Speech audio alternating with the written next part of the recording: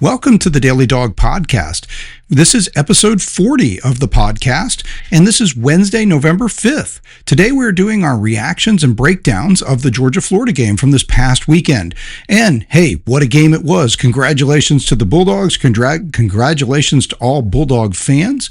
Georgia has now won 5 in a row against the hated Gators, 8 of the last 9 and 11 of the last 15. And I would say that is finally at a place where I feel like we have definitely reversed the trend of the many years of this series. And you'd say, wow, what does it take to reverse the trend? Well, remember, since I stepped foot on campus as a freshman, from my perspective, we were 13 and 22 coming into the game this year. Now we're 14 of 23. So you can say, well, what's changed? Well, 11 of 15 really feels like, okay, for the last 15 years now, we've won 11, they've won 4. We've won 8 of the last 9. I look at things like, look, we have fifth-year players on the team, guys who've been on the team for 5 years, fifth-year players, okay? These are guys who've been on the team for 5 years. They've never lost to Florida. That's impressive.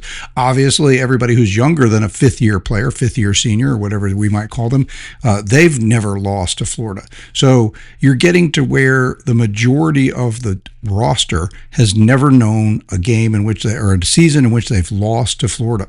You look at current freshmen at the University of Georgia, not just football players, but any freshmen, just students there at the University of Florida. The last time that Georgia lost a more than one game, so we lost the 2020 game back in the COVID season, but the last time we lost more than one in a row, so we lost 3 in a row, these kids were in grade school. These kids were going to be like 7 to 10 years old the last time Georgia lost back-to-back games to Florida.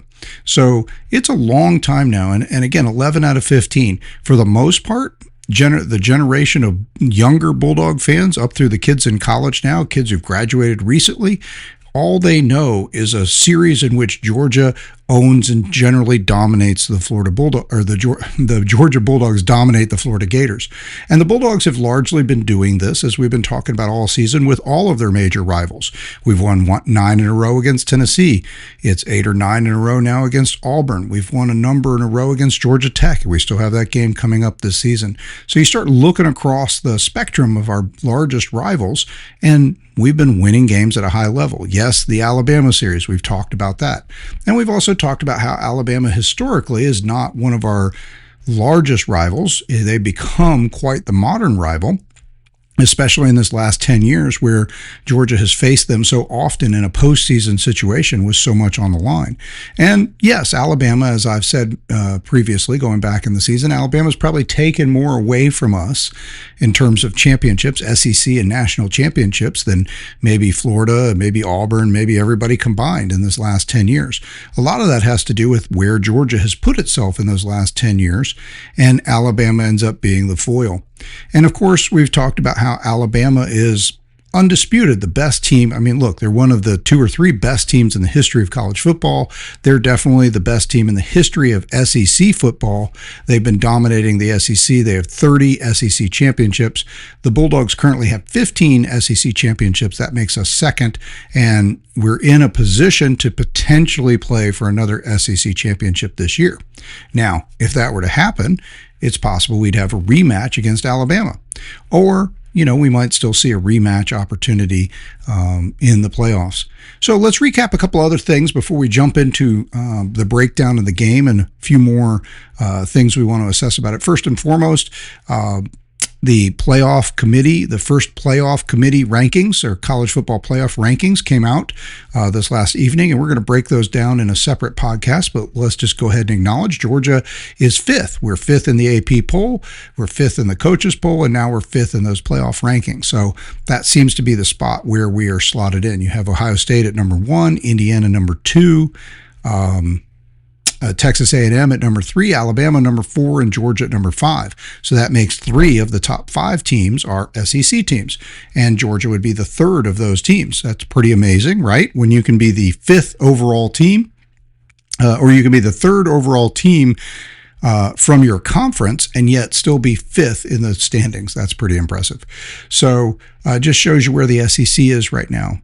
Texas A&M and Alabama, though, have both not lost a game in conference. Now, Alabama does have the one loss when they started the season against FSU, and that loss has not aged well, but their resume and their wins has aged well, including their win against us. Since they beat us, we've climbed back to the number 5 position. So they own wins against 4 teams in the current top 25. So no other team has that on their resume. No other team can claim more than 2 wins, I'm pretty sure, on the top 25 as it stands right now. So Alabama, because of the loss to Florida State that hasn't aged well, that's got them down as the top 1-loss team at number 4 behind the undefeated teams. And so we'll break that down in a separate podcast. We'll get into that, but that's just a little news. A little bit of Georgia news I want to throw out there. Congratulations to the women's soccer team. I mentioned in our last podcast, or one of the last podcasts leading up to the game last weekend, that the soccer team would be playing yesterday, on Tuesday. They were going to be playing whichever team advanced. They had a bye. They were the 3rd seed, so they had a bye. Kentucky advanced out of the bracket, and the Lady Bulldog soccer team beat Kentucky. The game went 1-1 and then went to penalties, and they beat them 5-4 in a penalty shootout. So they advance in the SEC tournament. So congratulations to them. Also, the Georgia basketball, the men's and women's basketball season are underway, and both teams start off wins. Georgia, I kept this on the screen because I don't even remember who the heck it was. Oh, here it is. So the Georgia beat a team called the Bellarmine Knights, and that's from the Atlantic Sun Conference, and I have never heard of Bellarmine before. I have no idea where they were.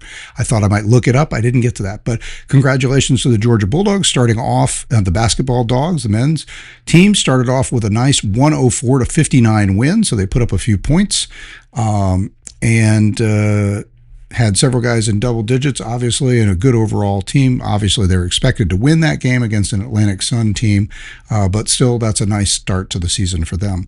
So there's just a couple little highlights. We had the Georgia back at still at number 5 in the AP poll. Georgia opens up the college football playoff poll at number 5 as well, which would mean that we would play, if the playoffs started today, we would be matched up against Memphis, which is the group of 5 team that would be slotted in as the 12th seed. So nice thing about being that 5th seed is, yes, you're playing on opening weekend. You're going to be playing a home game, and you're going to be playing the lowest seed. And in this case, that lowest seed is going to be, or would be, the group of 5 team at this point, which right now would project to be Memphis.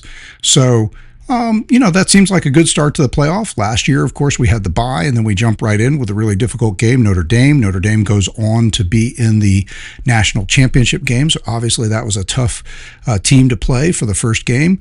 Did seem like all those teams that had the home games, the home playoff game, got a lot of momentum. They all won their subsequent game after winning their home game. And so whereas either all or most all of, I think all of the seeded teams that had the bye all lost, if I remember right. So we'll go back over that another time. But anyway, I'm not saying I don't care about winning the SEC championship. I'm excited, and I've said many a time we ought to be proud and not lose sight of the fact that while we didn't win the national championship last year, we had a great season. We beat most of our rivals, almost really all of our major rivals except for Alabama. It's becoming more and more of a rival, and I won't rehash that for the moment, where they stand as a rival, but that's the only game that I think Bulldog fans, just based on recent history of that series, or the history of that series in general, really would have liked to have had back.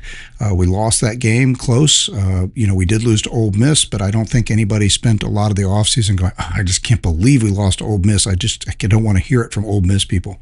So I think the Alabama game was a totally different situation. But we did win the SEC championship. We welcomed Texas to the league by beating them twice in a row.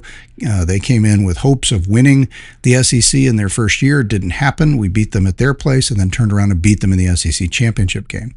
So as it stands right now, Georgia does not control its destiny, because with the one loss and there being 2 undefeated teams out there. If those teams go undefeated, then they're going to be in the SEC championship game, and that would be Texas A&M and Alabama. So we're going to need some help to get to the SEC championship game.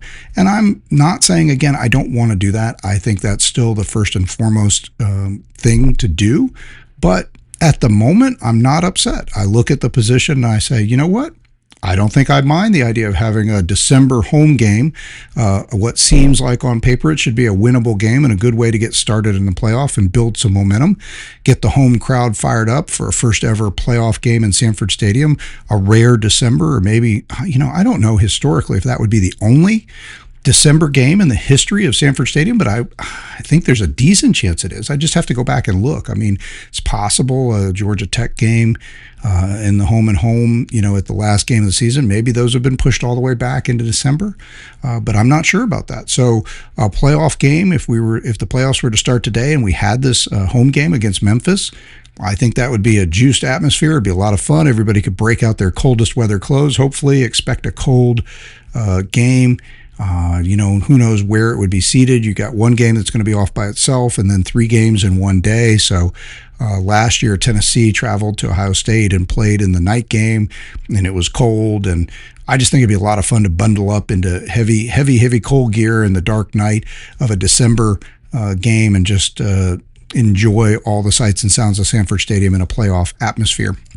And in a game you'd feel really good about winning and building some momentum going into the playoff. So possibly not playing that first week of December SEC championship game, and then having a sort of a little bit of time to rest, recuperate, and get ready, and then start off that playoff run. That might not be such a bad idea, and it certainly worked for Ohio State last year. So one other thing I want to say about our run right now against the Florida Gators, by the way, I just wanted to point out of those 11 of the last 15, it's worth remembering Mark Richt got that ball rolling, okay? While his overall record was just 5-10 against Florida, he did close out pretty good. He won 3 of the last 5, so he was 3-2 in his last 5 against the Florida Gators. And Kirby Smart then has picked up the torch, and he is 8-2 in his 10 games now against the Florida Gators as a head coach. And so that's where you get that 11-15, 3-2 from Mark Richt, 8-2 from Kirby Smart.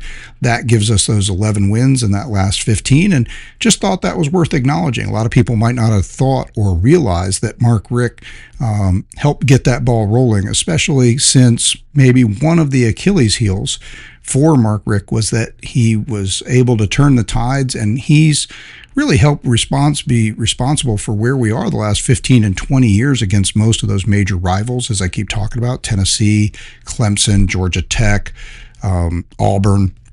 Mark Richt really got those, helped get those series going where Georgia's just been dominating those for 15 to 20 years now in those series.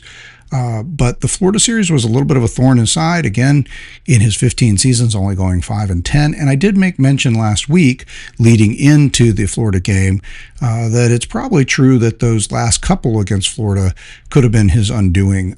Couple bad showings that just didn't go the way he would have liked. And that may have, he lost the last 2 in a row. So he had won 3 in a row, then lost the last 2 in a row, was shown the door, and then Kirby comes in, loses his first one. So we end up losing 3 in a row to the Gators, 14, 15, and 16. And then since then, from 2017 to now, again, we've won 8 of 9, just losing in 2020. It's a beautiful day down in Jacksonville. So, well, let me just back up for a sec. So the rest of this podcast, what we're going to do is we're just going to focus on breaking down and reactions to the game, to the Georgia-Florida game. And I'm sure some of this you've already been through, but I appreciate a chance to go in and dig a little deeper. We're a little late bringing this in this week, but going to try to be back the next couple days in a row as we get towards the Mississippi State game. Let me also just say, Mississippi State game right now, Georgia by the FPI and Football Power Index, the ESPN analytics, and the computer predictors right now has about an 80% chance, according to the computers, of winning the game against Mississippi State. We started as an 8.5 point favorite, and the line is hovering at about a 7.5 point favorite. So right now the odds are very similar, and the profile is very similar. That's exactly where the numbers stood pretty much all week looking into the Gators. when we were coming up to playing the Gators. We started at about 80% chance to win. It slipped to like 79.5 and kind of held there. We started as a 7.5 point favorite, held as a 7.5 point favorite all the way through. So right now, the computers and the prediction models like Georgia to win the game at pretty much the same level of confidence that they did coming into the Florida game. So State on the road profiles as a similar matchup, at least in terms of predicted outcome for Georgia, as the Florida game did. So we'll have plenty of time to break down and really get into what we think is going to happen with the State game. I will say this one, I'm not like saying, oh my gosh, we're going to lose. I will say I'm a little scared about it. This is one of those, I don't want to call it a trap game. I think that Kirby has really shown an ability to outcoach trap games. Georgia has not. I mean, with the record we have in the SEC, the record we have over the last 5 years, 68-6, I think now, or whatever. I don't think you can point at any games, and especially you had a 29-game win streak in there. I think you could say Georgia thoroughly has avoided trap games. Again, a lot of that is talent, but a lot of that is also coaching and preparation. And while I've been a little critical of the fact that our coaching and preparation is very predictable, and we have sort of gone with this idea that we're just going to do what we do and other teams are going to have to try to beat us at what we do. While they're not beating us, we have seen again that games have started kind of where we're on the back foot, to steal from a British soccer concept, the back foot idea. We have started these games a little bit on the back foot, and that seems to be, at least in my estimation, a little bit because coaches are able to, especially, by the way, Texas coming up after the Mississippi State game, just as an aside, I think is at least the fourth or maybe the fifth, but it's at least the fourth team that Georgia will play when they had the off week to prepare. Now, in fairness, twice Georgia has had the off week as well. We had the off week leading into the Alabama game. We had the off week leading into this Florida game. But those opponents also had that. So we have not had any advantage from an off week where we had an extra week to prepare for an opponent and the other team didn't. And we have now had at least two other games, or we will by the time we play Texas, have had at least two other games, which the other team, I know Auburn was another one that had the off week to prepare for us. And and then Texas is going to have the off week to prepare for us. So there may be more on the schedule. We'll get into that, but just throwing that out there and saying, look, this is something that happens. And that ties into this idea I was saying that, look, teams have been taking advantage of the fact that Georgia and Kirby Smart has been in place for 10 years now. Everybody knows what Georgia is, what Georgia wants to do. There's not a lot of radical change, and Georgia's philosophy is to do what we do and make the others kind of come to us. And the others have been coming to us. They've been using that preparation and that knowledge, it looks like, to get a little bit of a jump at the beginning of the game. They've put in some wrinkles and some twists at the beginning of games, both on offense and defense. And we've seen that teams have been able to score against us and kind of put us behind it a little bit defensively. In all but the Alabama game, obviously we've been able to rally and pull it back together, and we've said many a time we could have, should have won that Alabama game. We had the opportunity, we were home, we had the ball 3 times with a chance to take the tie or take the lead, and we didn't do it. So that's more on us than Alabama at that point. But that's also part of what's going to happen too when you play these close games. So this game this last weekend with Florida, another nerve-wrackingly close game, another game where you might have felt for a period of time it was slipping away or didn't feel like a win, didn't feel like, hey, we've got this. But it was exciting. It was fun. It was back and forth. And at least one positive I'll take from it is, look, I enjoy, and again, you've heard me talk about it. I'm into the history. I'm into the whole series, not just the one game. So it's not just one win to me. It's not just one in the last 5. It's 11 in the last 15. It's bringing this series that over the last 35 years we've been behind on.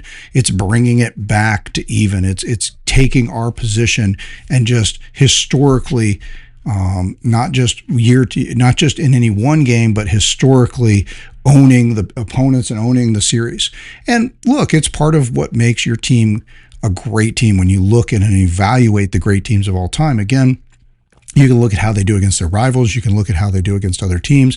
When you can look up and down and see that virtually no team has a historical edge on Georgia. You got Alabama and you got LSU. Texas does currently still have a lead. We've played Texas very sparingly. I think we've only played them 4 or 5 times total now in the history of Texas and Georgia football, combined over 200 and something years of football. There's only been about, I think, 5 games. We'll break that down when we get to the Texas game. But in that Texas game rivalry, I think they still, I can't really call it a rivalry, but in that series, in the Texas series, they still own a 1-game lead on us or something, like maybe 3 wins against 2 or something like that. These last 2 wins against Texas might have been our first. I think we beat them one other time, so maybe it's they have 4 wins and we have 3, something like that.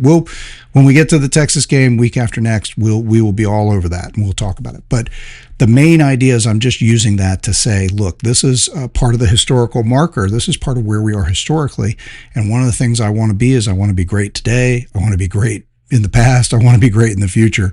And I want to be able to look at things like series and series records and say, look, nobody has the edge on us. Over time in history, we've been the better team in every series. Now, obviously, we still have the edge in the Florida series. I would now tell you that the series is, as I said, coming in, Florida wants to disown the first game in the series, and a lot of people are following that. So the series is typically reported coming into this game as Georgia leading 56-44, 56 wins to 44 losses with 2 ties. And now they would say 57. I count that first one, and so does Georgia. If you look at Georgia's Georgia Dawgs website and you look at the history of the Florida series, they said 57 coming in, 57 wins. So now we say that was the 104th game. So Georgia now leads the series 58, 44, and 2. So we're 14 games over 500. And again, going back to these last 35 years, which is really where the trouble began against Florida. The trouble began in 1990.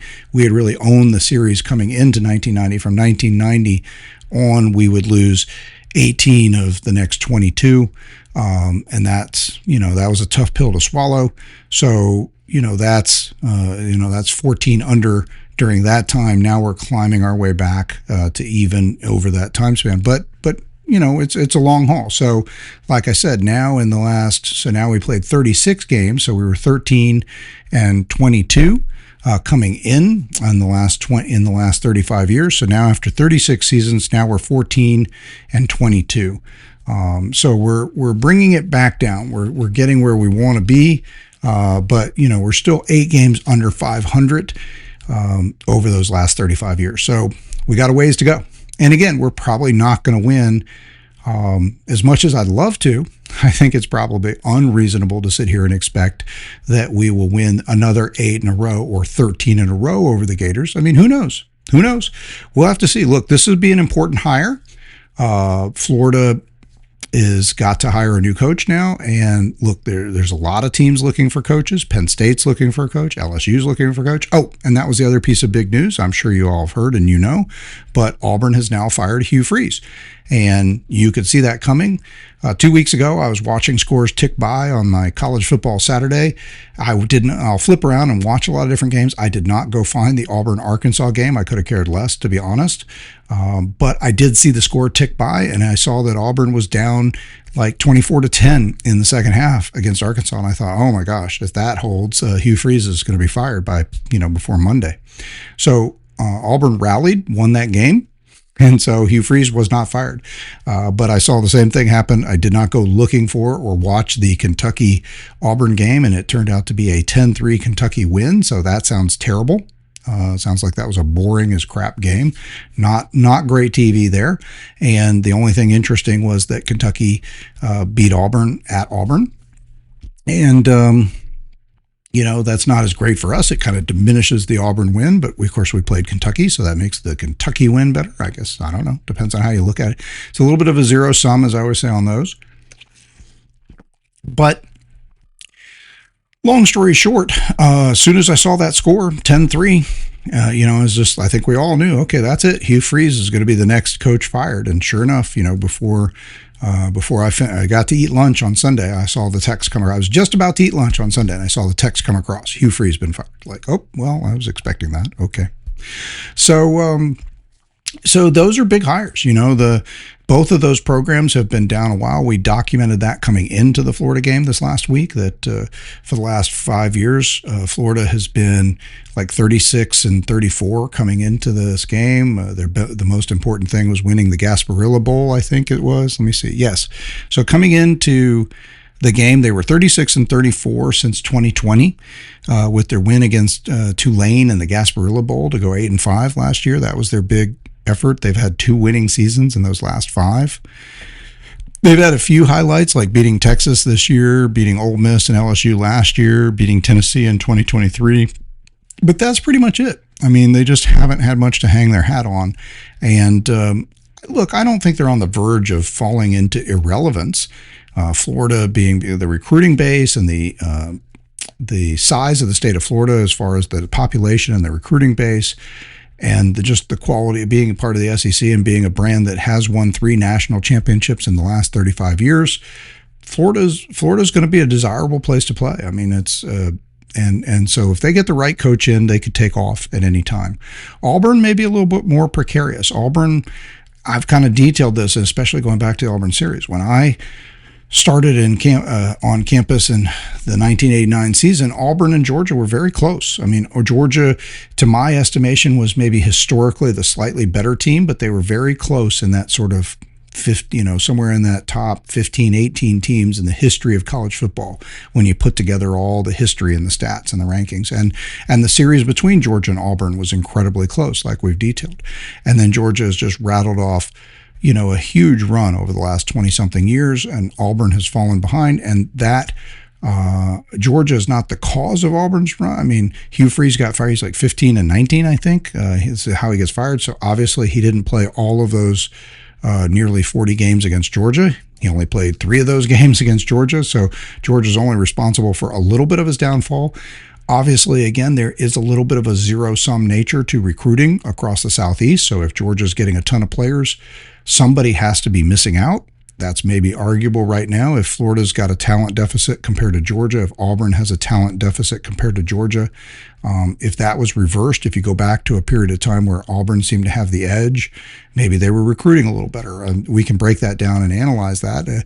I'm saying maybe. I think Georgia and Auburn have actually been pretty even in recruiting up until Georgia exploded past them, and that's been what we've seen the last few years on the field.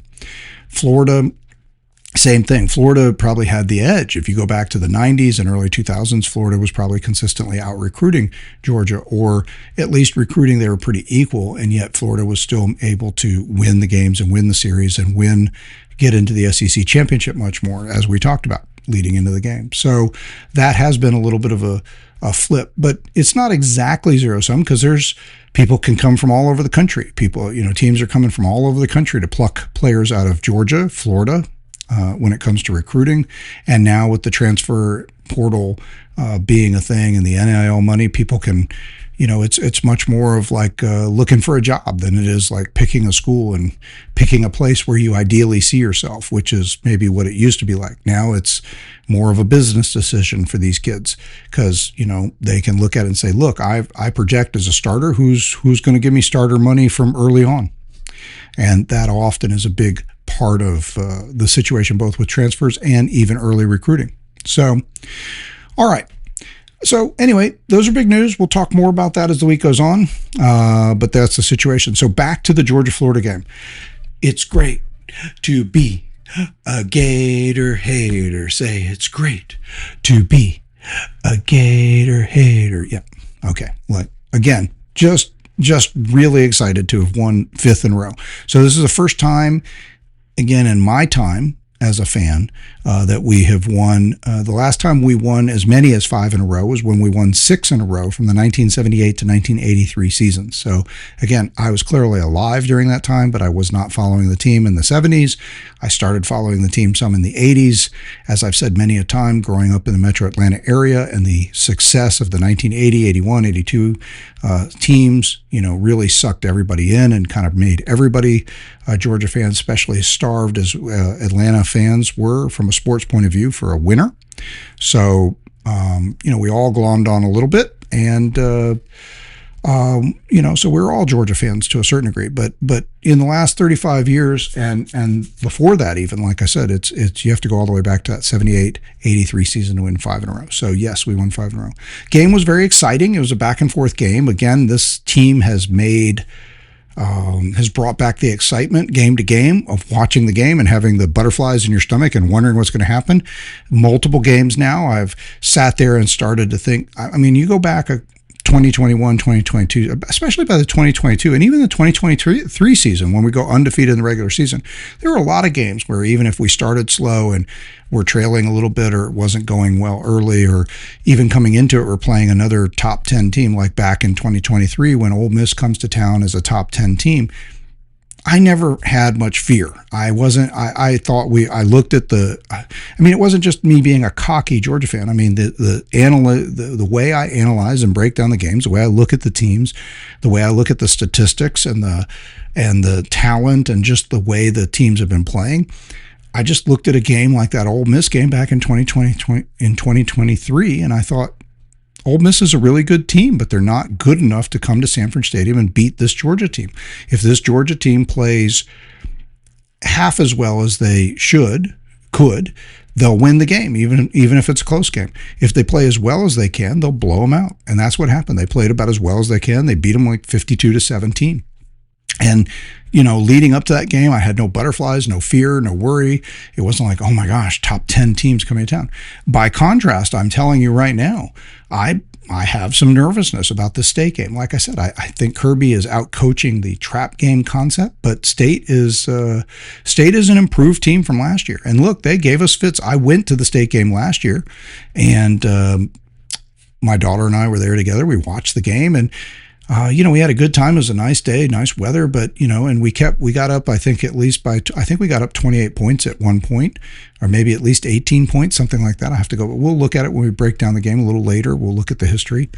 But whatever it was, we were up, at least 3 scores.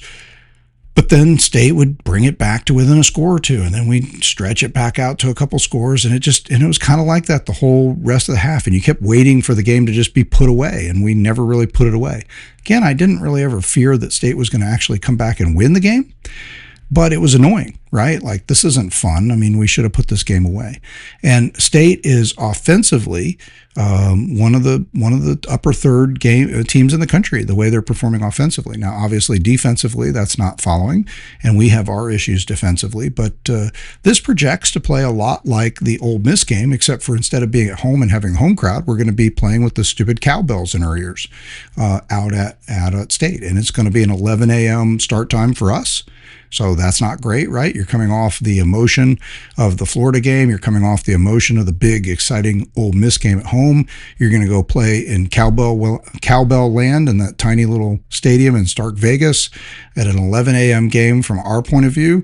And, I'm not saying, look, I expect the team to be disciplined. I expect the team to be focused, and I'm saying State is good enough to put up points, especially, our defense has shown vulnerability.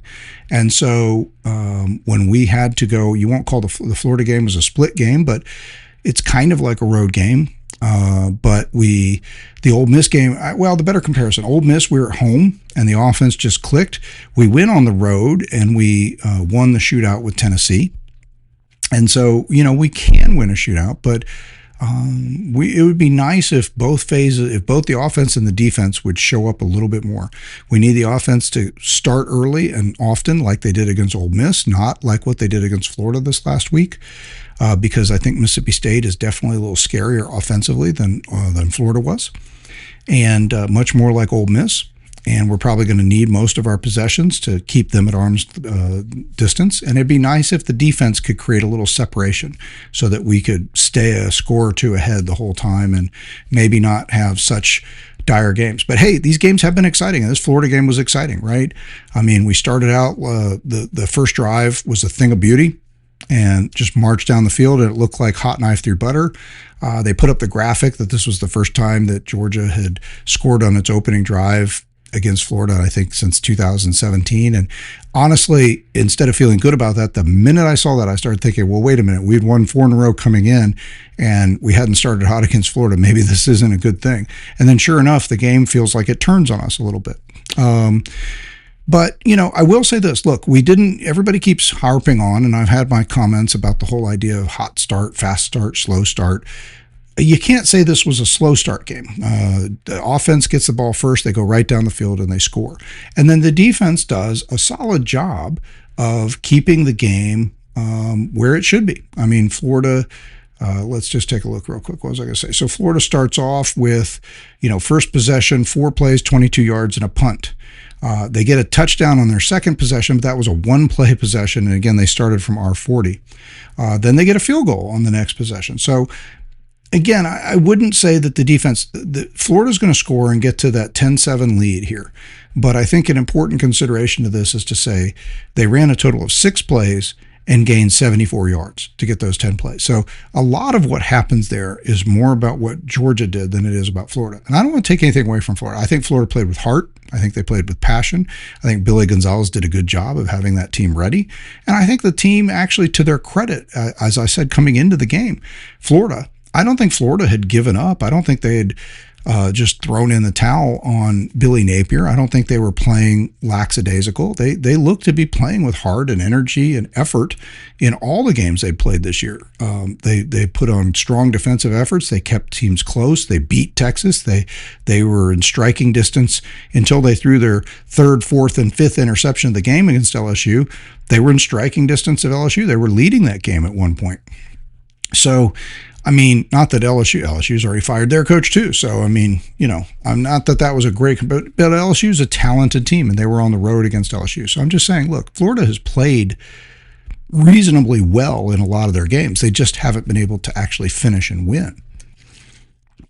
But, so kudos to the Dawgs. They get off to a good start offensively, and they're not terrible defensively. I mean, after those 2 drives where Florida is able to get to the 10 points on the board, and now they have a 10-7 lead, Georgia, their next drives, Florida's going to go 3 plays, 5 yards, punt, 4 plays, 24 yards, punt, 5 plays, 13 yards, punt, and then they get the ball to end the half after we scored the field goal to tie the game. So then their first possession out of the half, 3 plays, 5 yards, punt. So, I mean, look, the defense didn't just, give up the ghost in the beginning of this game and fall behind. Yes, we ended up behind for a period of time in the second quarter, 10-7. But again, that's going to have more to do with, yes, a couple defensive miscues. The touchdown was the touchdown Florida gets is a busted play, basically. Lagway rolls out. The guys on TV did a good job of showing how the defense, does what often happens when a quarterback rolls out or starts to run, which is the defense starts coming up. The safeties start watching the quarterback and they start wanting to rally to the ball if he takes off and make sure that everybody gang tackles him or stuffs him. And then they lose sight of and they let the guy behind him down. And Lagway's got enough arm talent, enough arm strength, and enough ability to be rolling over to his right and just flick the ball 40 yards downfield for a touchdown. And that's what he did. The guy's behind the defense, he gets the touchdown. So that's a bust of coverage. And also we contributed to that because we kind of blow the drive after we start off like the house on fire and knife through them on the first drive.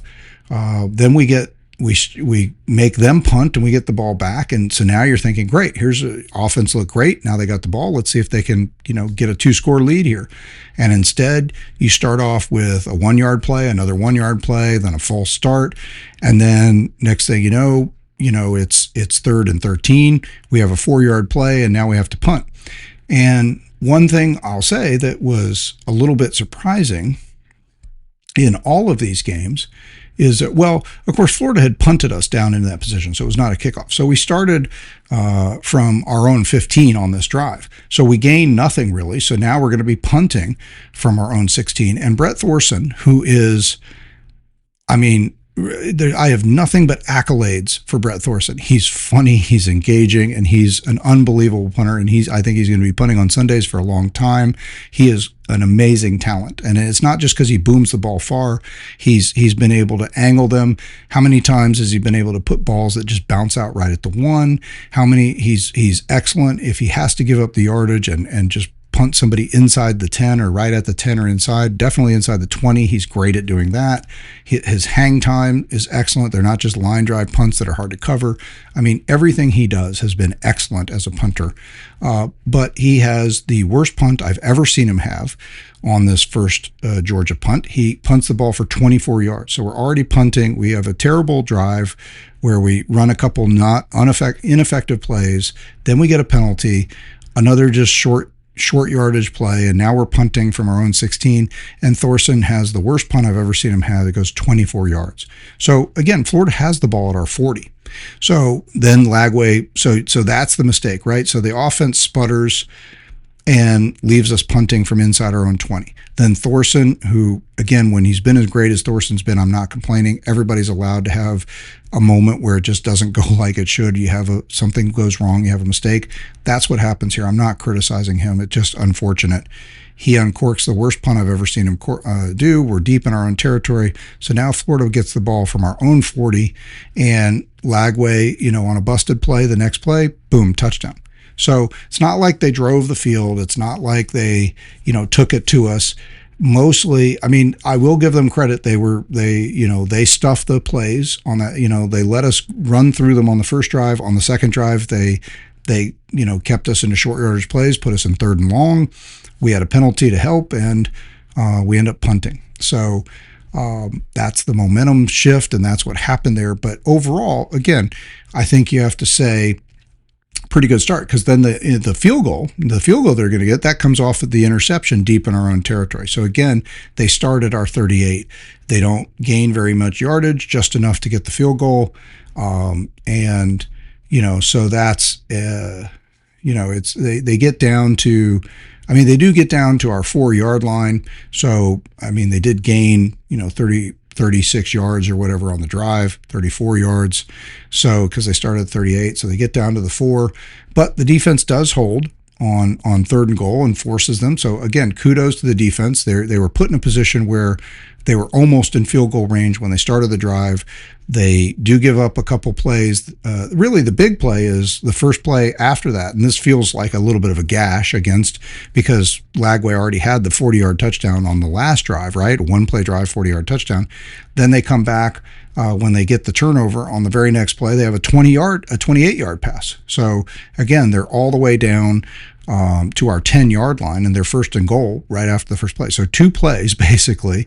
So they start at our 40 and our 38, and they get a 40-yard touchdown and a 28-yard pass. So they get almost all of the yardage and damage they're going to do on 2 plays right after the bad punt and right after the interception. And again, just to be clear, you all saw it, but the interception, Noah Thomas is going to have a good play. He's going to have a good block or 2 that are notable in this game. He's going to have the nice touchdown in this game, one of 3 touchdowns in the game.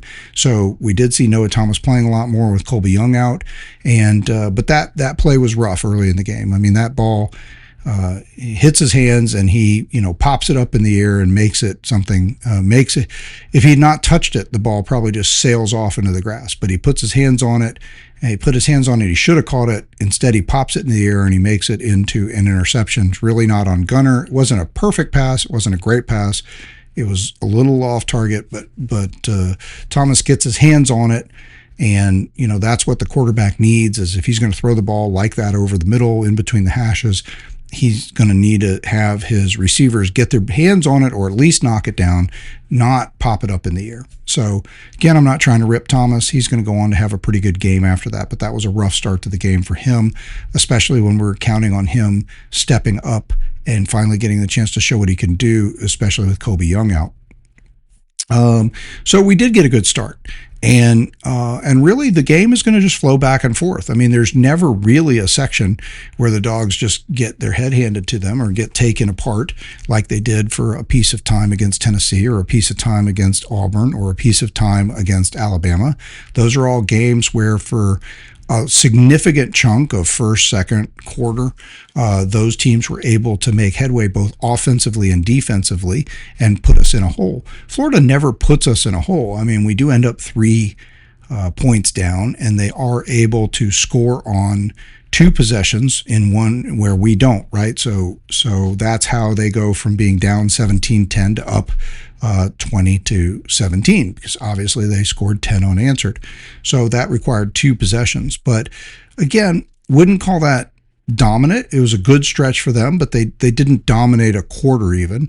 They just had a nice series that happens frequently when 2 good teams play each other. They got a couple back-to-back. They stuffed us on a drive, and they got 2 scoring drives, and that allowed them to take the 20-17 lead.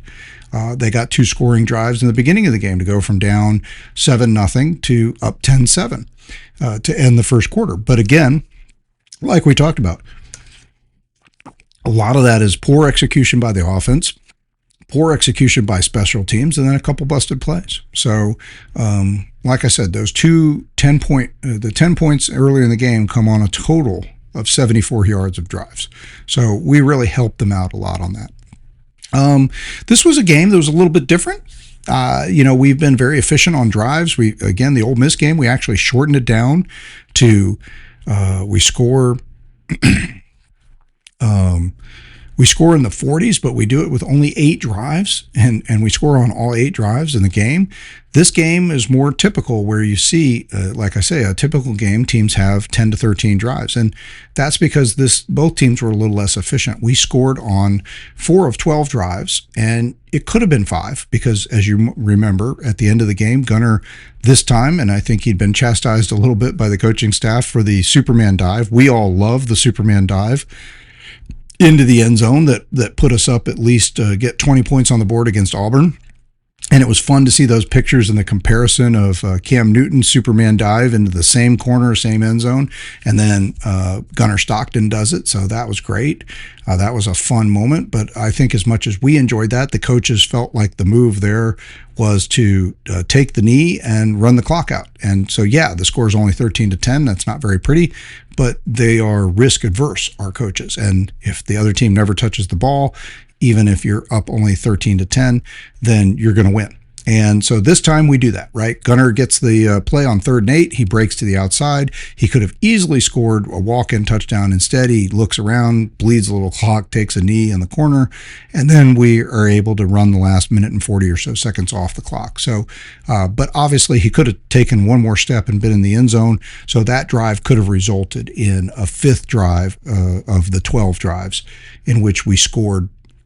And we could have put 30 points on the board. So we choose not to because the smart play is to just take the time off the clock. One could argue you still have to snap the ball. I've rarely seen anybody fumble the ball out of the victory formation. Miami famously lost the game last year to Georgia Tech when they stupidly run a play when they basically don't have to and then fumble the ball, right? I mean, that was kind of but I can't ever remember actually seeing a team go into victory formation and fumble the ball and then lose it and then have the other team go somehow pick it up and score, or drive after that and score with however little time was left. So I would say that the statistical safety of having no timeouts and you can just take a knee for the remaining time on the clock, that probably is the safest thing. I would also say statistically, had Gunner scored and we went up 31-20, it would have been about 1 minute and 40 seconds left in the game after the kickoff. Florida would have had to have scored the touchdown, the 2-point conversion, complete the onside kick, and then score at least the field goal to tie it back up, all in that 1 minute and 40 seconds. That is also probably statistically incredibly unlikely, but I would say that it's still more likely that you're not going to fumble away the ball and somehow lose the game in victory formation. So I guess that makes sense. And kudos to Gunner for being disciplined, taking the knee. I'm sure he was coached to do that before that because they had a timeout. Florida only scored on 4 of 11 drives. Florida only got 11 drives in the game. So again, that's Georgia stole a possession in there. And that's impressive. I want to highlight that a minute because you hear them talk about, and they talk about it in the broadcast a lot. You'll hear Kirby talk about it, the middle 8, the last 4 minutes of the first half, the first 4 minutes of the second half being a big deal. Some games, they don't matter. I don't know anybody. I'm not sure if anybody really obviously won the middle 8 that much against the Ole Miss Georgia game, for instance. And some games when you're just beating a team down, it doesn't matter that much. But In a close game, the middle eight can be a big difference maker, and especially because you have that opportunity where you can have that double possession, and that's why teams commonly, when they win the toss, they elect to defer. So the hope there is that the timing will work out, that they can close the first half with the ball and score, and then get the ball to start the second half. And so you have the opportunity, if that happens, if you have the ball last in the first half and you could score a touchdown, then you're going to get the ball to start the second half and score a touchdown.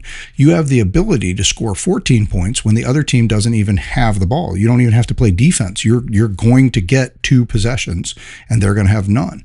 And so that's a big opportunity to separate. And so what happens in that time frame, because that opportunity exists, is why coaches think that middle eight is so important.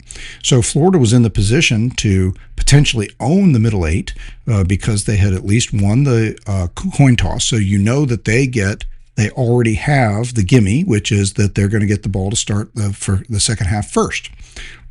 And so the question is, what will they do with the ball before the half? Well, in their last drive before the half, they have the ball 5 plays. 5 plays, around 13 yards, and they have to punt. Georgia gets the ball, drives the ball 42 yards in 54 seconds of clock time. Now, this involved that replay with was his hand going forward? And just to say, I think his hand was going forward.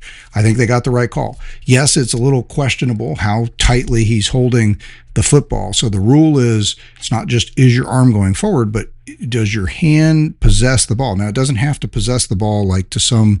There's not a point like between here and here, like going forward. If you're watching on video, like it's only when the hand starts forward, if you still have a good grip on the ball, then anything that happens after that's a forward pass. And I think you can see that. I think it looks like Gunner has a reasonable grip on the ball.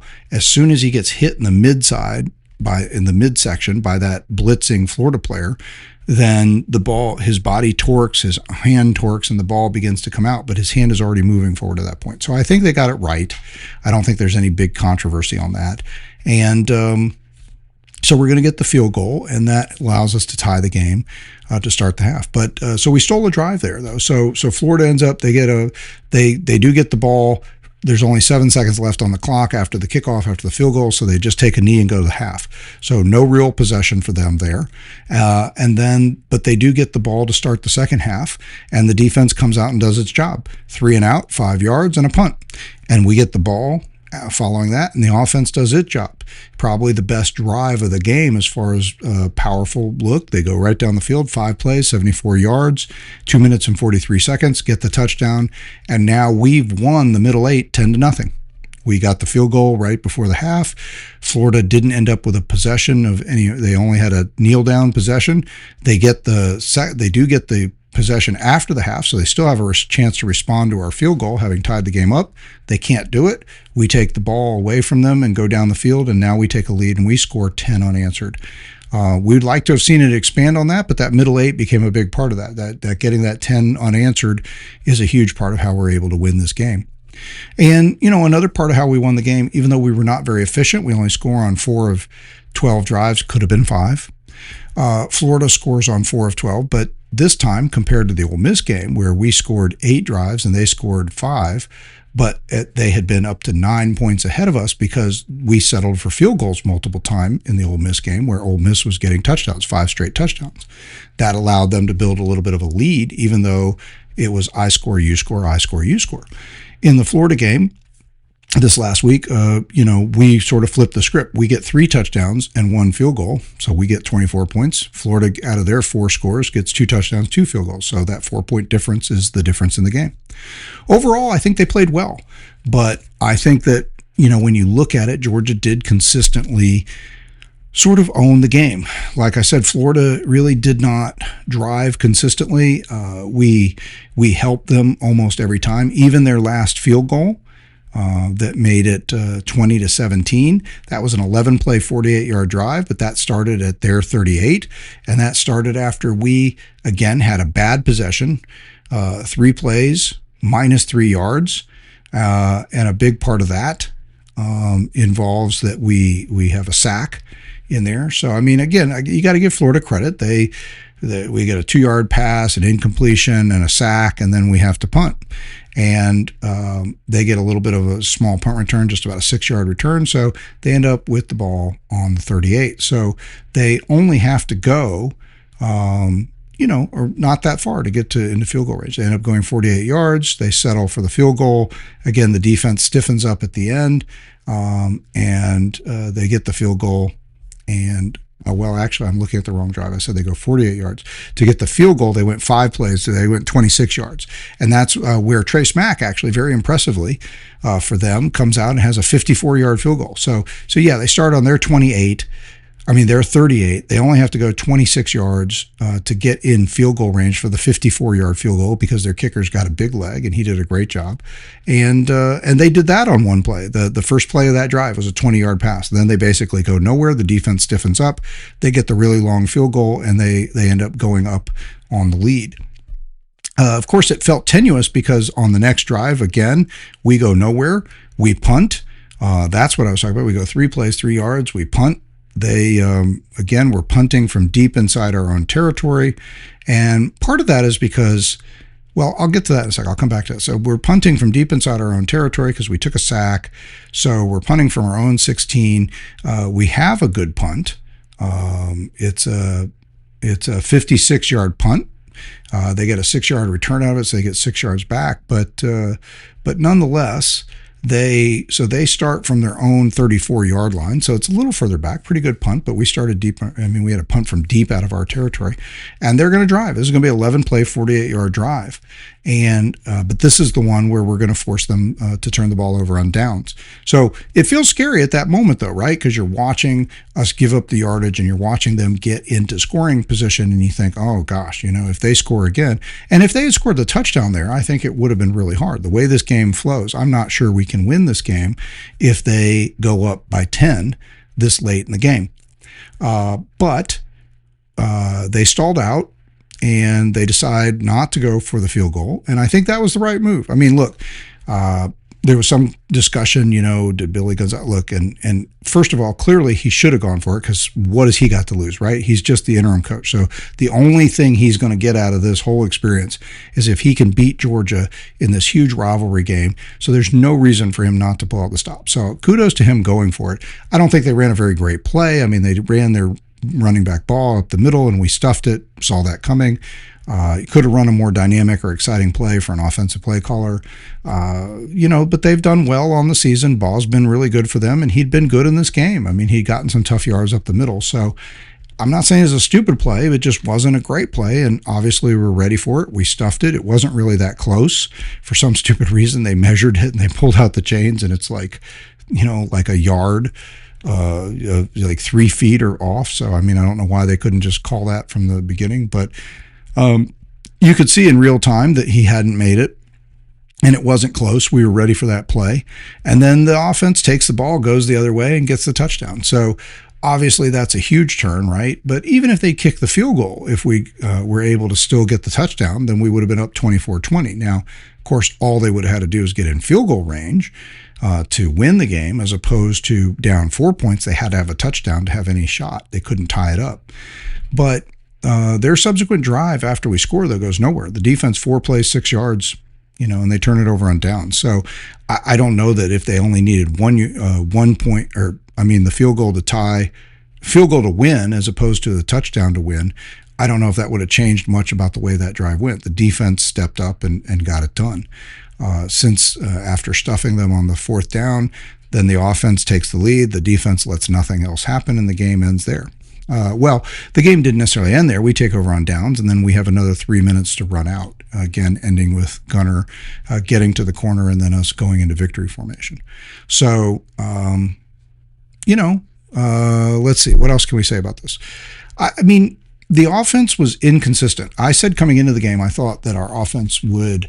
I said Florida has a great defense, and I knew that it would be hard on us. But I thought the offense would consistently grind, and Florida was able for big chunks of the game to take away our run game, and that's part of what made this a little dicier. Is Gunner has been good passing, and he's been able to win the games passing. He did against Tennessee.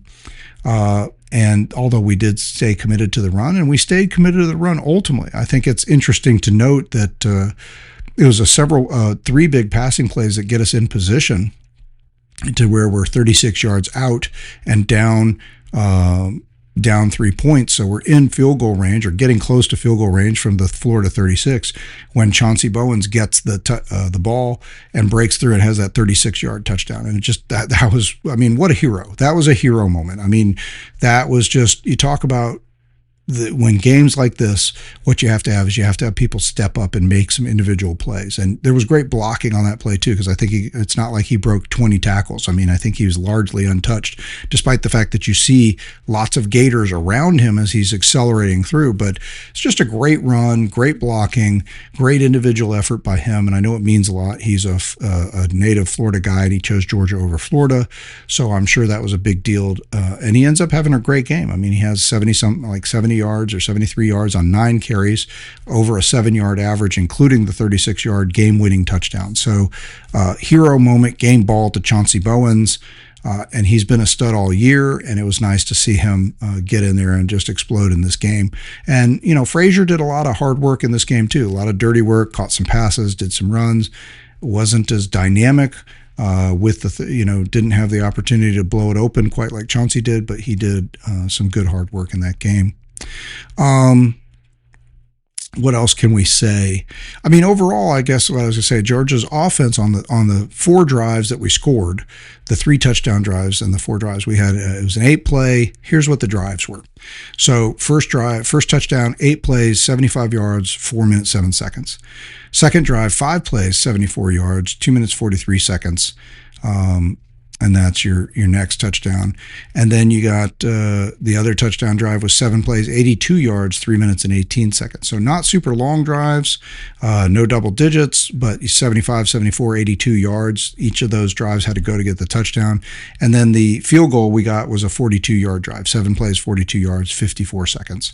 So you put it all together, Georgia had over 270 yards on their 4 scoring drives. For the game, we're going to end up at 361 yards. So that's really where this game bogged down, was that the drives that we scored, boom, boom, boom. I mean, we pretty much knifed through them and scored touchdowns and 3 touchdowns out of 4 drives, and didn't settle for a lot of field goals. The problem is the other drives where we just went nowhere. And some of that, again, you got to credit Florida's defense. They're really great. Defense, they're having to overcome a terrible offense, so they're on the field a lot. But they really played aggressively. They played hard. They kind of overcommitted a lot of times. The other drives that Georgia had, 3 plays, 1 yard, 3 plays, 4 yards, interception. If I don't say that it was interception or downs, just assume we punted. 10 plays, 36 yards, we punt. 8 plays, 19 yards and a punt. 4 plays, 5 yards and a punt. What else we got? Three plays, minus 12 yards and a punt. That's terrible. That's the play. That was the drive where the snap was early. Gunner wasn't looking, and he had to run and dive on the ball. That was a big miscue. And that's kind of a theme in this game too. It was an exciting game. Again, I'm just thrilled that we won.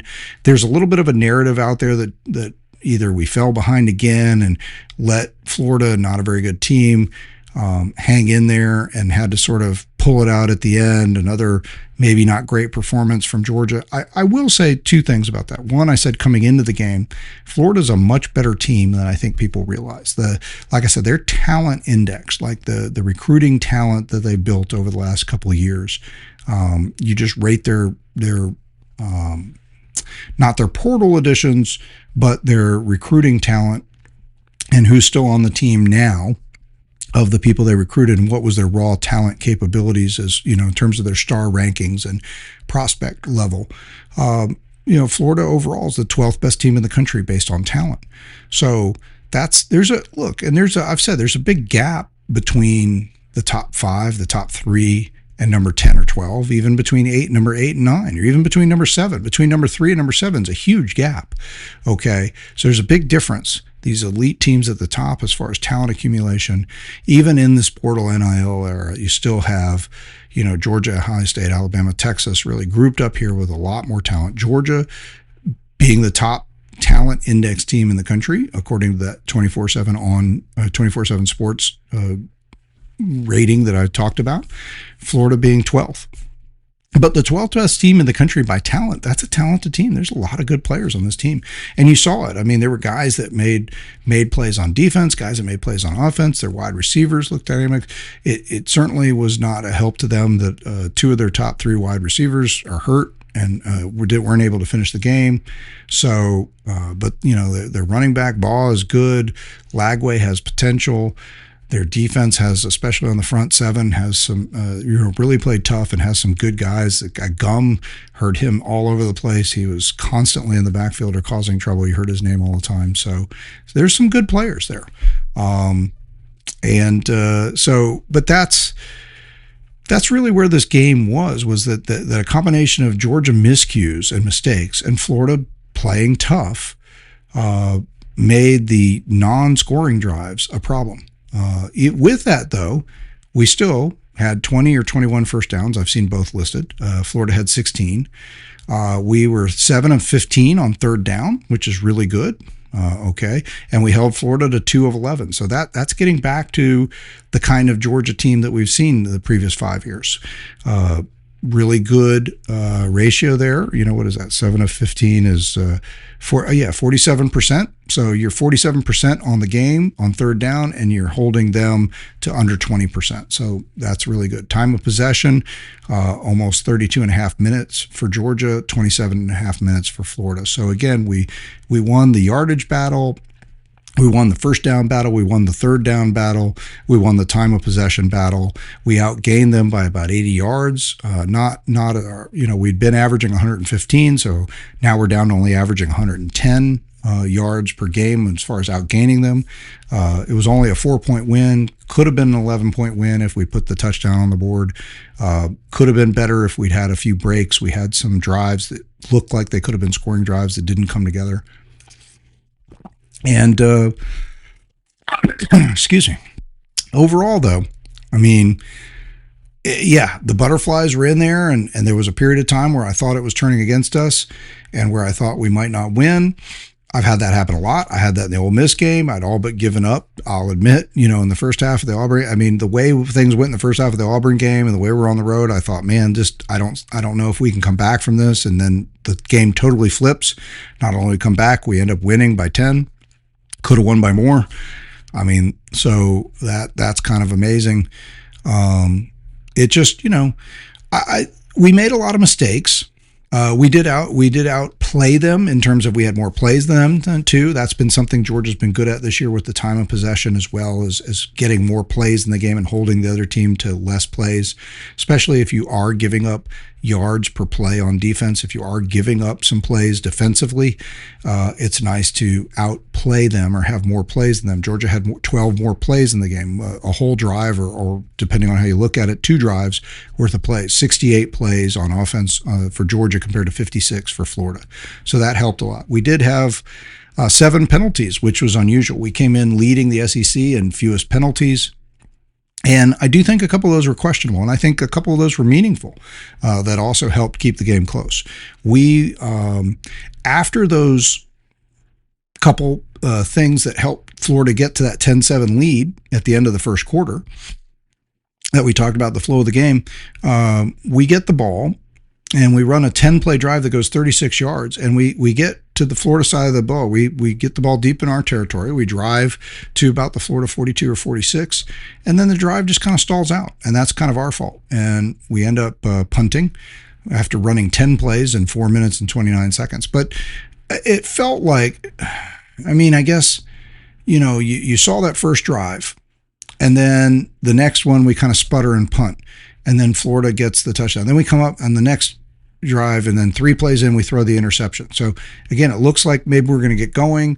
that pass, I mean, when I saw Gunner uncork that pass and I saw Thomas get his hands out, I thought it was going to be a great catch. Instead, it turns into an interception. Florida gets the field goal. But then we get the ball back and we start moving. We have the ball for 4 minutes and we get to Florida territory, and I'm thinking we're going to score, and that drive just kind of bogs down. And that's kind of a bummer. We get to the Florida 6, so we have an incompletion, on 2nd and 10, incompletion, 3rd and 10, 3rd and 8, looks like whatever. We end up going nowhere, and so we're at the 44, and so we punt from the Florida 44-yard line.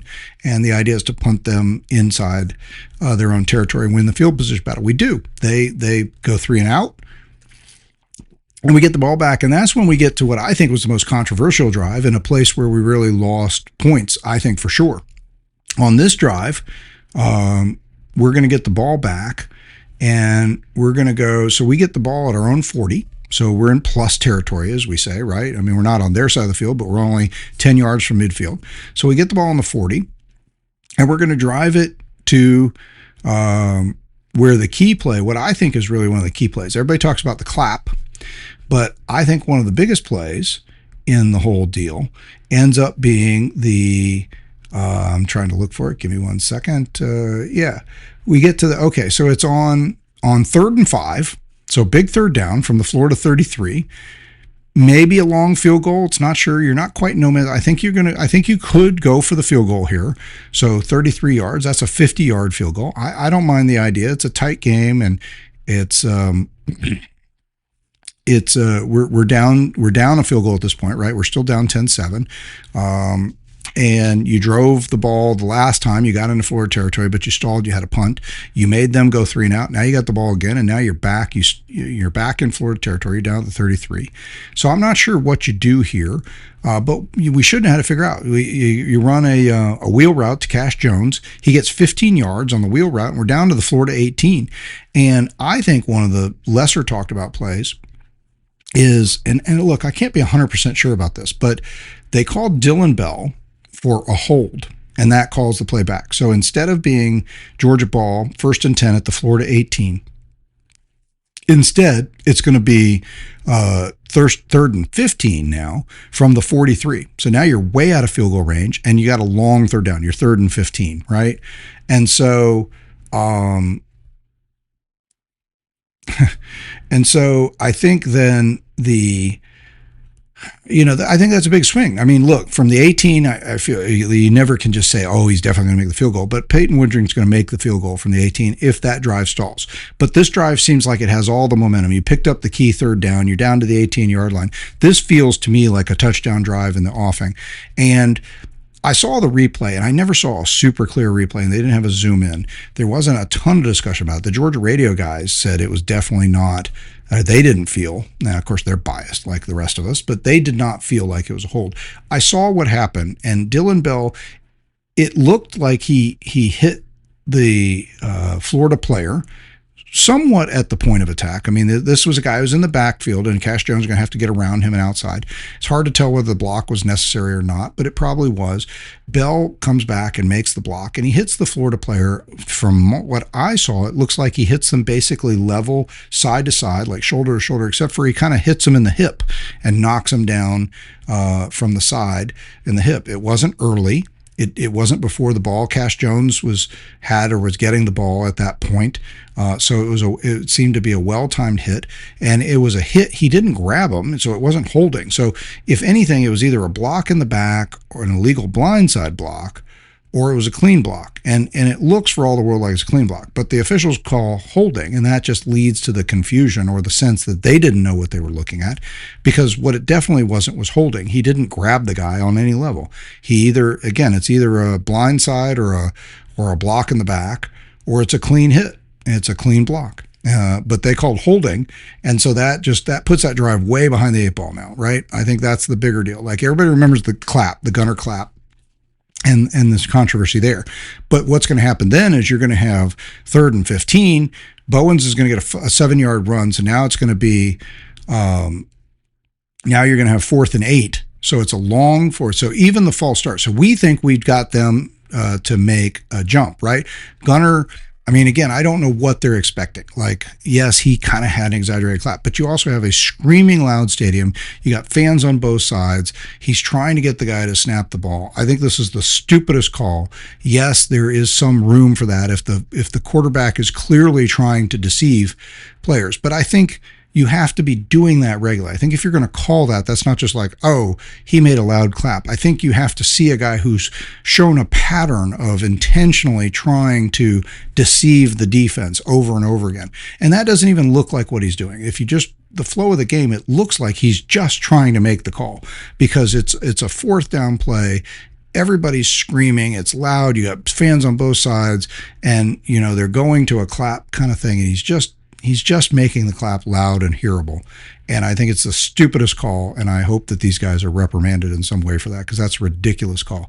Now, again, I don't know that call changed the play that much because it's 4th and 8.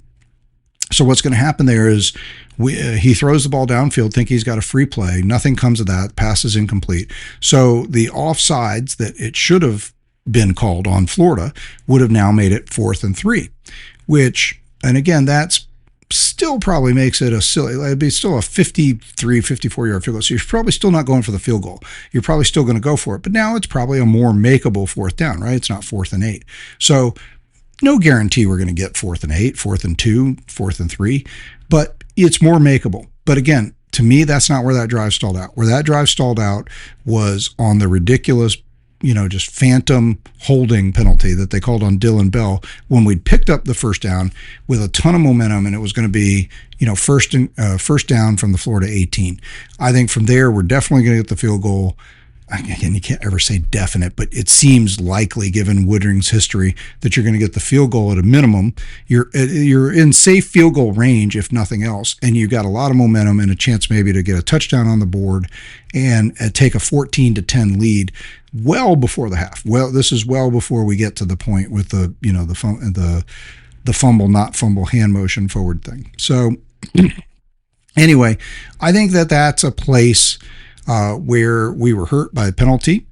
And another place where I think we were significantly hurt by penalty was the drive that allowed Florida to tie the game, 17-all.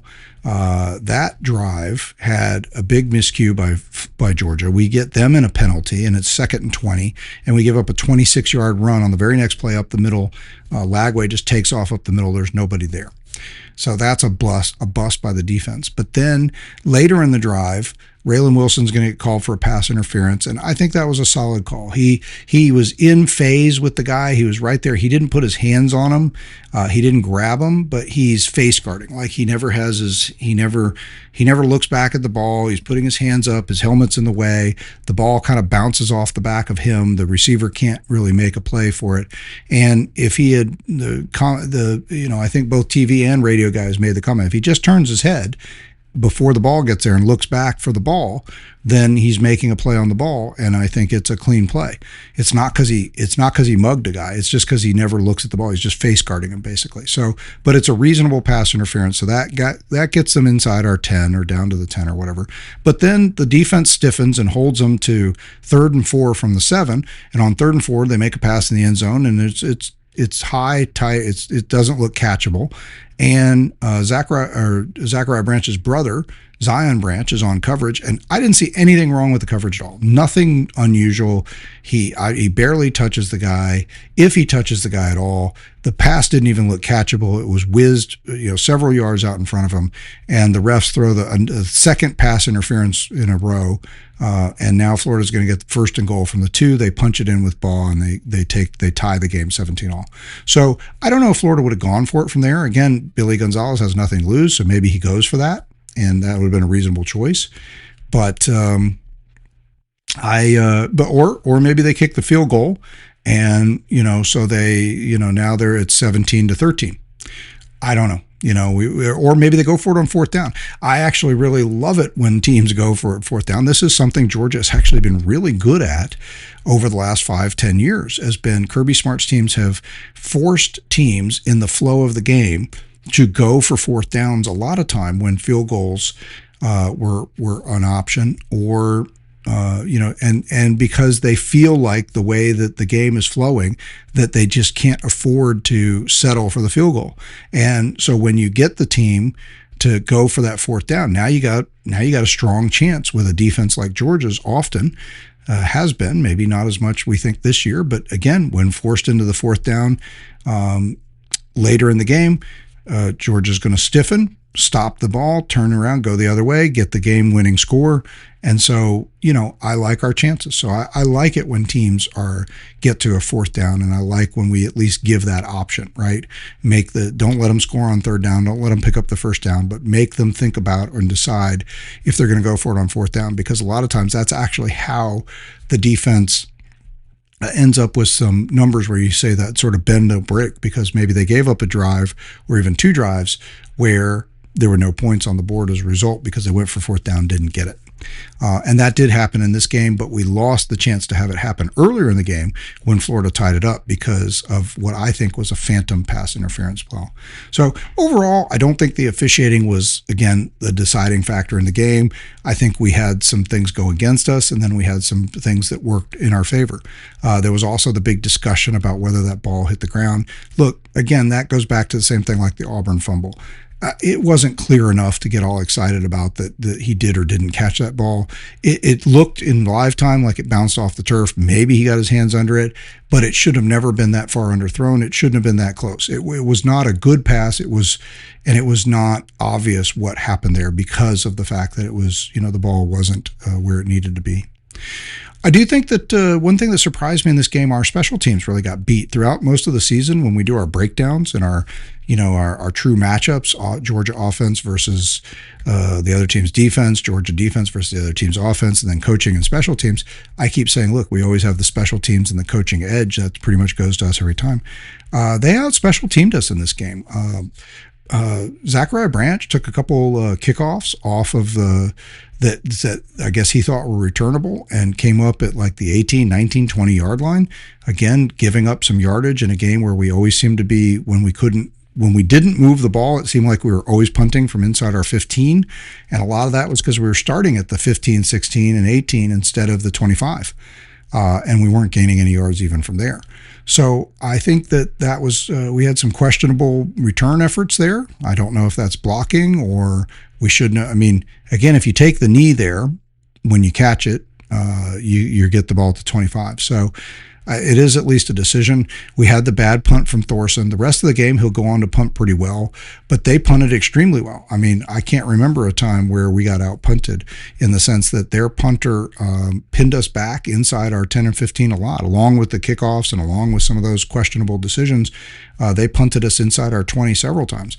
Their punter averaged 47.8 yards per punt for the game on 5 punts. Thorson had 5 punts and averaged 43 yards. Now, he had the one shank or bad 25-yarder. That certainly hurt him. He did have a 33-yard punt where he was trying to pin the team inside the 20, and he did. He kicked him down to the 10 or 11, and so there was only 33 yards available there. So that hurt his average a little bit, but overall, their special teams, and then Smack hits the 54-yard field goal. Peyton Woodring hit the field goal that we asked him to hit, but they had 3 touchbacks in the game and we only had 1. Some of that might have had to do, I guess there was it seemed to be harder to get the touchback going in one direction than the other. But nonetheless, they also had a 36-yard kickoff return. Their running back Ball got a 36-yard kickoff return. So we gave up a return. We tried some returns that didn't work. We got out punted in terms of total net yardage, especially because Thorson had the one bad punt that kind of flipped the script on the punting there. They had a long field goal. We weren't able to block or do anything about that. And we just seemed that all of this put us in bad starting field position. We just didn't win special teams. So the offense also, like I said, was not crisp. They either were very good on the drives what they scored, or they couldn't get out of their own way on the other drives. And some of that, again, I'm going to give credit to Florida having a really stout defense, but I expected the offense to do more. We did not run the ball especially well, but kudos to the coaching staff and everybody for sticking with it. Because we did end up, again, the game-winning touchdown came on the 36-yard run. And so I'm not saying it couldn't have come on a pass, but in the end, we did outrush the Gators, and that's sort of been our standard this year, is to improve. We actually got outrushed for the season last year by a yard or two, but so we want to keep it up this year. We held the Gators to 115 yards rushing, and we rushed for 138. Both teams basically averaged about 3.6 yards per carry. So a lot of that had to do with they carried the ball less than we did, which just, again, means that we kind of stayed committed to the run. We ran the ball 39 times, and I think that's been a hallmark. This coaching staff has been patient. And while we never exploded and we didn't get to 170 or 180 or 200 yards in the game, seeing that game-winning touchdown run explosion at the end really just kind of validated the belief that we need to stick with the run, stick to it. And they did. And Florida, to their credit, worked hard to take away as much of the run as they could, but you can't always take it away, which is why it was good to be patient. So, again, super exciting game. Great that we won it. Love that we've won 5 in a row. Would love it to have been a little less exciting. But Florida's a talented team, and we made mistakes. We gave up an interception on our side of the field. We dug ourselves in holes and punted from deep in our own territory. We blew a punt, so we gave them the ball twice in the first half from our 40 or in. They were able to turn that into 10 points, but it could have been worse. They could have made it 14 points. They were never able to consistently drive the ball. Overall, the defense holds them to 281 yards in the game, and we do outrush them in the game. And we out time of possess them. We out first down them. They kind of won the special teams battle, but we won those middle 8. And it was another game where we played with passion, energy. We played with toughness, heart, and grit. And I just think that this team continues to be that team that just, again, you can't kill them. I don't know that they were really dead in this game, but this is more of an example of not that you had to dig so much out of a hole, and that you played so poorly. This was just an example of finding ways to win close games, and that's also what this team is doing as a hallmark. I mean, we are playing a lot of close games. We're not blowing people out, but here's another rivalry game in a SEC game. Maybe not a great top-ranked opponent, but a team, like we said, with talent. Maybe a top 15 teams talent-wise, even if the execution hasn't been there. And that's why they fired their coach, is because they have talent and they're not executing. So I think they did a good job of coming in and being prepared, and they fought hard. And, overall, Georgia's better talent won the day. We had the ball longer. We racked up more yards. We were more efficient when we did have the ball, although we were not as efficient as we could have been. Florida dragged us a little bit into the game. They wanted us to, a little bit of a slower, low-scoring slogfest, which would have, and it gave them a chance, and they were close. But in the end, we were able to comfortably win a 4-point game. I mean, we take the lead with 4 point, which is a 4-point lead, which means they would have had to score the touchdown. Field goal isn't going to help them. So because of that, they do go for it on they give the ball up on downs, and we get the ball that last time. And like I said, we could have scored, but we just run out the clock. And so that's as comfortable as a 4-point win can feel, but we had taken control. And throughout the game, you did have the sense that we were the better team, although they fought hard. And it was, Florida did have the lead for a while. So, heroes of the game, Chauncey Bowens, also, I hate to say, Jordan Hall, I hate what happened to him. He's worked so hard, and he, gets hurt in this game. Looks like he's going to be out for a while with some type of leg injury. Hope it's not the rest of the season. I don't know if he'll make it back in time for SEC championship or playoff, or maybe end of the season with Georgia Tech.